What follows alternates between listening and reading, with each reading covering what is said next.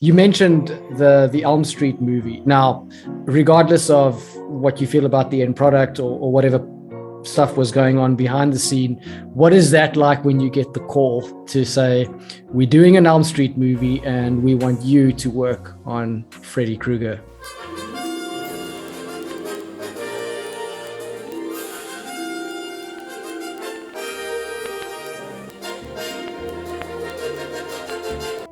It's like a double-edged sword. I mean, there's amazing stuff this digital age that we couldn't have done previously, either for just practical reasons or budgetary reasons, even though digital is expensive as hell anyway. But you can do amazing things, but it also it allows it to change and other people to come in and change it. And when we did the Nightmare on Elm Street remake with Jackie Earl Haley, like the Freddy makeup that we shot with was approved by the production, and that was Freddy. And then somewhere in post, somebody else came in and was like, well, how about if we make all these arbitrary digital changes? And somebody approved it. And so suddenly there's holes in his face where there shouldn't have been. It's like his ears were burned, fused into his head. And somebody's like, well, what if he had one ear still sticking out? So now they're adding a digital ear to him. And then when we did reshoots, we had to modify the makeups to look more like these redesigned digital stuff that was not the original design. And it's like, where did this come from? Why are we not sticking with what the original plan was? It's amazing sometimes that this stuff even gets made just because there's not, like this cohesive vision. Some of these other, both movies and even makeups. I mean, used to, you could look at a Rick Baker makeup or a Greg Cannon makeup or a Stan Winston, and you could be like, okay, that's Rick, that's Dick Smith, that's, and you could see the hand of the artist. There was like an artistic signature, stylistically. I mean, now it's harder to tell who does what, because a lot of stuff is kind of makeup by committee, where the production will have somebody design something and then give it to the shop and they'll build it. And the guy who's sculpting this over here might then go to this other shop and sculpt a similar thing for them, and then it might be the same makeup artist might be applying it on both shows. And so it's just kind of this big homogenous, It sounds like CGI has maybe made it so easy that there are a lot more views that come into the rendering of the character. For example, is, oh well, we can just quickly change it in CG. Okay, well then just add the ear thing. Oh well, then just do that, rather than, well, this is it. This is what we've got. Yeah. Well, it is, because like when I was on the Obi-Wan Kenobi show, we were dealing with art directors who were used to doing things digitally. So we would have a character that had been sculpted in clay, it had been approved, it had been molded, we'd done a makeup test, and now they're seeing it like on the actor, and they go, well, could you make these cheekbones a little higher? And it's like, we can, but we have to completely redo it.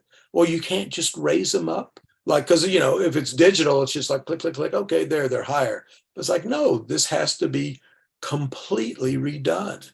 And just, they couldn't wrap their head around. It's like, I don't understand why, when it's on the computer, I can change it in a couple of minutes. Well, yes, but that's a two-dimensional, digital image. This is a practical thing that went through all these steps when they were doing the Anakin in the when he's naked in the bath chamber thing. I don't know my Star Wars terminology as well as I should, but again, they had the thing in clay. The director refused to look at it. And then when they did the first makeup test, then she's like, oh, I don't like this and this about it. And so they were having to make these 11th hour changes. And it's like, well, if you would have gotten off your ass a month ago and just come taking a peek, they drove it like 30 miles for you to look at, and you couldn't even get up and come look at, it's just maddening.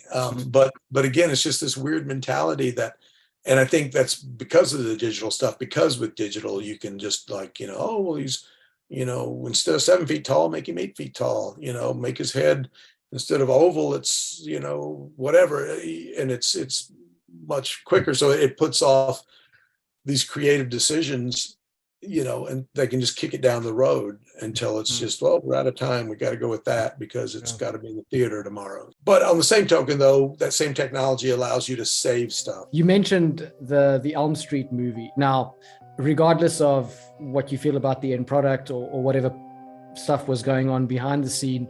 What is that like when you get the call to say, we're doing an Elm Street movie and we want you to work on Freddy Krueger? Well, no, that was cool because I mean, even though I'd worked on a few prior to that, I never got to do Freddy. A friend of mine, Andrew Clement, was designing the makeup and I was applying with him. So that was good, you know, a good work experience. I mean, I think you can argue the merits of even going down that road about remaking it, but I thought Jackie was a good choice as an actor. Again, I don't know what we gained by remaking the first one as opposed to just doing another Freddy story. I did like the juxtaposition. Jackie's not a very big guy, so I do like that to the children, he would appear imposing, you know, because he was bigger than the kids. But now that the kids are in high school or college, he's like shorter than them. So it's like, oh, he's not so much of the threat physically that he used to be. So I thought there was some interesting stuff there that they could have played with. I thought Andrew did a great job reimagining the makeup. I thought it looked much more realistic, like an actual burn.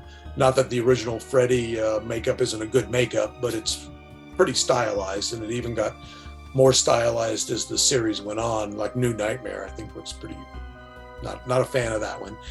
Kevin Yeager's makeup for Elm Street 2, I thought was probably the best.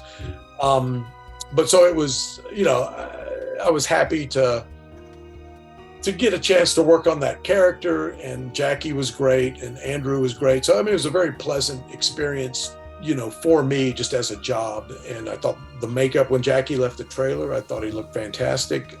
Again, digital did a lot of crap to him that I thought was unnecessary.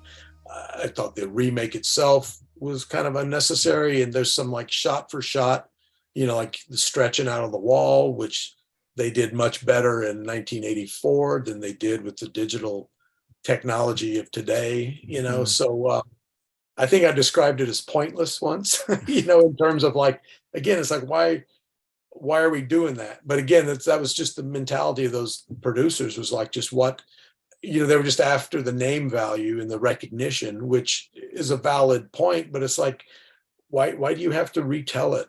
Why not just continue it? Or if you're gonna redo it, maybe put a significantly different spin on it. It's like, what's your motivation? And a lot of times it's purely financial, which, I mean, it is commercial art, it's a business, I get that. But if you can't bring something new to the table or something, you know, unique about it, then, you know, kind of what's the point? So, I mean, the only good thing that came out of the Elm Street remake was Rooney Mara she was very nice, and she was in it. She certainly Right. didn't hurt her career at all. So yeah. you know. Did you work with her? I mean, I think I put she's got the Freddy slashes on her arm at one point. And I remember we shot the movie, then we came back a couple months later for reshoots. And in between, she had done was it The Social Network, the Facebook movie? Yeah. With the Fisher, with Dave. And I was like, David Fincher. Fisher. Yeah. It's like, that movie's that's gonna do something for you. This movie's not gonna, you know, but that movie's, and I think Elm Street got her, or helped get her that movie. So yeah. It was a good stepping stone for her. Right. But yeah, she was cool. I mean, it's not like we hung out or anything, but she, you know, she was nice enough and, you know, pleasant enough to be around. And it was, you know, I think you could kind of tell that she didn't take any shit from the director. She's kind of giving it as good as she was getting, and so you could tell that she at least had a, you know, like a backbone, and, you know. Gaze into the abyss.